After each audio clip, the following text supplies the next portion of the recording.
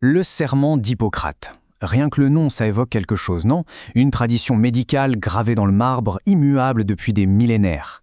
Mais si en fait, cette image était en grande partie un mythe.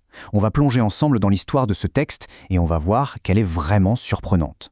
Alors, quand on dit serment d'Hippocrate, qu'est-ce qui vient à l'esprit? J'imagine que pour beaucoup, c'est l'image d'une cérémonie un peu solennelle, des jeunes médecins, la main levée, qui répètent des mots sacrés, des mots qui n'auraient pas changé depuis la Grèce antique. C'est un peu ça, un passage obligé, un vrai pilier de l'éthique médicale. Et cette idée, celle d'un texte unique, sacré, transmis comme ça de génération en génération sans qu'on y touche une virgule, eh bien, elle est tenace. Elle est vraiment ancrée dans l'imaginaire collectif. C'est une belle histoire, c'est sûr. Mais la réalité, elle est un peu différente. Parce que la véritable histoire de ce serment, ce n'est pas du tout une histoire de préservation. Non, c'est une histoire d'adaptation constante. C'est un voyage assez fascinant, en fait, à travers le temps. Un voyage où ce texte a été complètement ignoré, puis redécouvert, et surtout, constamment réinterprété. Ok, alors pour bien comprendre comment il a pu évoluer à ce point, il faut repartir du début, de ses vraies origines. Et c'est là que ça devient intéressant. Parce que son but, à la base, n'était pas seulement moral. Il était surtout très, très pratique. Il faut s'imaginer, dans la Grèce antique, la médecine c'était souvent une affaire de famille. Ça se transmettait au sein de ce qu'on appelait les Asclépiadas, de vraies dynasties de médecins. Mais un jour, ces familles ont commencé à former des apprentis qui n'étaient pas de la famille. Et là, il fallait une garantie. Le serment, c'était ça, un contrat. Un contrat qui liait l'apprenti à son maître, pour être sûr que le nouveau venu n'allait pas faire n'importe quoi et salir la réputation du clan. C'était une question d'honneur, bien sûr, mais aussi, soyons clairs, de business. Mais alors, après ça, le serment n'a pas du tout eu une gloire continue. Bien au contraire. Il est tombé dans l'oubli pendant une période incroyablement longue avant de refaire surface. Et son parcours pour revenir sur le devant de la scène médicale est, on peut dire qu'il est surprenant. Regardez un peu cette chronologie, c'est assez fou. Pendant plus de 1000 ans, le serment, il disparaît des radars, complètement invisible. Il ne refait surface que très timidement à la Renaissance, et il faut attendre 1804 pour qu'il soit lu pour la première fois dans une cérémonie de diplôme. Et encore, c'était juste à Montpellier. Pour que les autres facultés en France l'adoptent, il a fallu attendre l'entre-deux-guerres. C'est dire.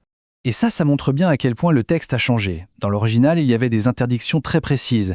Pas question de donner du poison, donc pas d'aide au suicide, pas de produits pour avorter. Il était même interdit de pratiquer certaines opérations, comme retirer des calculs, c'était laissé à d'autres. Ah, et il y avait aussi une clause qui obligeait à soutenir financièrement son maître. Aujourd'hui, tout ça, c'est fini. On a enlevé ces interdictions spécifiques pour mettre l'accent sur des principes éthiques beaucoup plus larges, plus adaptés à notre époque. Mais le vrai tournant, la grande transformation, elle arrive au XXe siècle. C'est là que le serment va renaître pour devenir un véritable standard éthique mondial. Et la raison, c'est une des périodes les plus sombres de notre histoire. Après la Seconde Guerre mondiale, le procès de Nuremberg a mis en lumière les atrocités que certains médecins avaient commises au nom d'une idéologie. C'était un choc terrible, un vrai traumatisme pour toute la profession. Et là, la communauté médicale mondiale s'est dit qu'il fallait agir.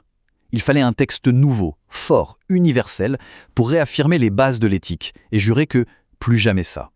Et c'est comme ça qu'est née la Déclaration de Genève, en 1948. En gros, on a repris l'esprit d'Hippocrate, mais on l'a ancré dans le monde moderne.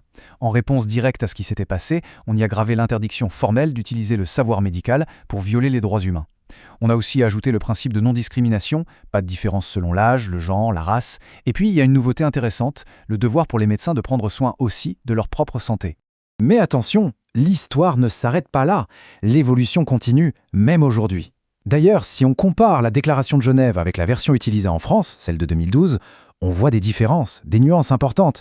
Par exemple, sur des sujets aussi essentiels que l'autonomie du patient ou la fin de vie, la version française insiste beaucoup plus dessus. Même l'engagement final est formulé différemment. Ça montre bien comment chaque culture adapte le texte. Donc là, on pourrait se dire, ok, il y a une version internationale et puis des versions nationales. Logique. Sauf que la réalité est encore plus éclatée que ça, et c'est là que ça devient vraiment fascinant. 17, ce n'est pas un chiffre au hasard. C'est le nombre de versions différentes du serment qui coexistaient dans les facs de médecine française en 2015. 17. On a des facs comme Montpellier qui, par tradition, gardent une version historique. Et puis d'autres qui préfèrent des textes plus modernes, parfois même très très courts. En fait, chaque université est libre de choisir la sienne. Du coup, la question qu'on peut se poser, c'est, avec un tel bazar, est-ce que ce serment a encore un sens? Et la réponse, c'est un grand oui. Parce que finalement, peu importe les mots exacts, sa fonction, elle, ne change pas. Il reste une sorte de boussole morale, un repère pour le jeune médecin qui commence sa carrière. Et c'est ça le point clé en fait. Malgré toutes les variations, toutes les réécritures, il y a un esprit commun qui reste. Le respect du patient, le secret médical, la promesse de ne pas nuire, le devoir de transmettre son savoir, l'honneur de la profession. Ces grands principes, eux, ils ont traversé 2500 ans d'histoire. Et c'est toujours ça, le cœur de l'éthique médicale. Toute cette histoire nous montre une chose. Le serment, ce n'est pas du tout une relique du passé qu'on garde sous verre, non. C'est un texte vivant qui respire avec son temps. Et ça nous amène forcément à une dernière question, une question pour l'avenir.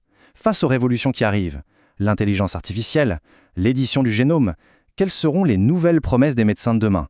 Qu'est-ce qu'on mettra dans le prochain serment? Parce qu'une chose est sûre, il n'a pas fini d'évoluer.